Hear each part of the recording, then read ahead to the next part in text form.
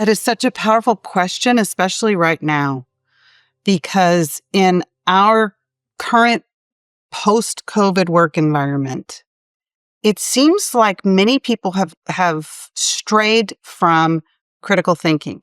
And as technology has evolved and you can just quickly GPT it or Perplexity it or whatever, you are finding that people are not doing all the necessary critical thinking to really make important decisions. And it's funny because I've been having a lot of conversations about that as of recently. And so one of the things I really like to understand is, how do people make decisions? And I think that that's pretty important. And then how do people get educated quickly, and where can they draw from examples around, you've had to start from scratch and go learn something, because the one thing I've had to do is evolve. And it doesn't come automatically. You've got to go learn new skills. You've got to learn and understand the changes and the shifts in the market and the market trends that are happening. You got to go gain new business acumen. Maybe the higher up you go in a company, you've got to improve your financial acumen, for example. So critical thinking, I think, is probably one of the most sought after and needed character traits that we have in the workplace today. No doubt. I love this. And how people make decisions is gold. Can you give me 2 or 3 examples of what you're looking for in that decision-making process? If you were able to read people's minds, right? You've got this leadership team in front of you and you give everybody the same problem to solve. And the top half of the class, as you read their minds, what are some of the things you're looking for in that decision-making process? If they are asking second and third level questions about the situation or the expectation and outcomes, those are really good signs. People who show up and just want to offer the answers without going back and doing a little more homework or due diligence can actually be costly.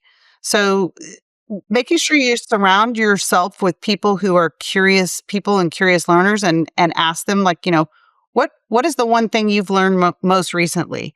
Or making that assignment to them to help kind of prod them, because sometimes we get comfortable where we are.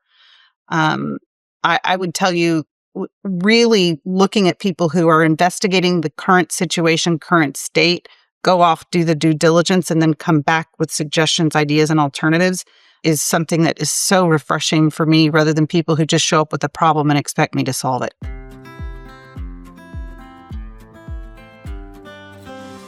What really struck me in moving into a true executive leader, general management, president role was that the higher you go in the organization, you have more influence on the culture. And so the hardest lesson learned for me personally and professionally in the last, and I'll even admit 18 months, is that when you allow people to not uphold the core values of the organization and don't insist on and make sure you protect the core values of your company, it doesn't matter how great your sales leaders are, how wonderful your finance team is, or your HR department. You have to make sure that you're protecting and reinforcing the core values and enforcing that, and making sure everyone in the organization from top to bottom is upholding them. And that's harder than it sounds. Well, I think it's the hardest part, because deciding what a culture is and printing it on posters is not the part you're talking about. No. You're talking about upholding.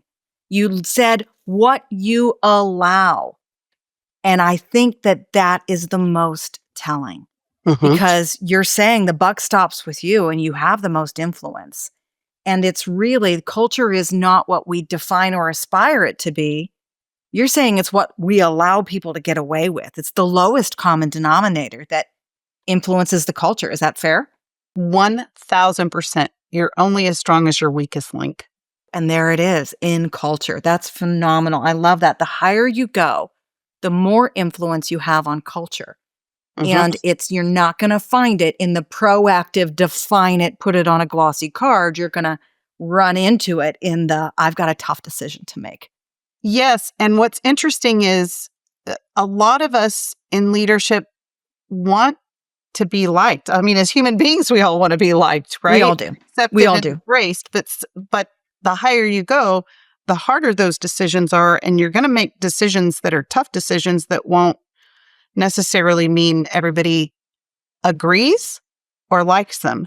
But if they're rooted in your core values, it's amazing how the business can improve and really begin to take off. And I think that making that change and that adaptation, which was a light bulb moment for me about a year ago today, has changed the trajectory of our performance as an organization, more broadly speaking, because we got very passionate about it. I mean, so passionate, LB, I had little cards printed about our values and define what the definitions are of those values. And that was game changing for us and living them and reinforcing them in weekly habits as an organization. So applying that atomic habit with a little culture by design and then reinforcing it and then holding super steady to it.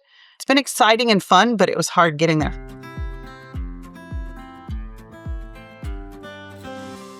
No matter how big the risk, stay true to your values. And for those of you who are younger in your career, learn to say no. More, please. Say more. Well, I always thought that getting ahead and moving up the ranks was predicated on saying yes to everything and not being great at everything as a result. But the more focus and intention you put around the specific things that you're being called to do, the better. And that will require you to say no with confidence and not out of fear. And you can explain why, but that's a really big lesson that I wish my younger self had known.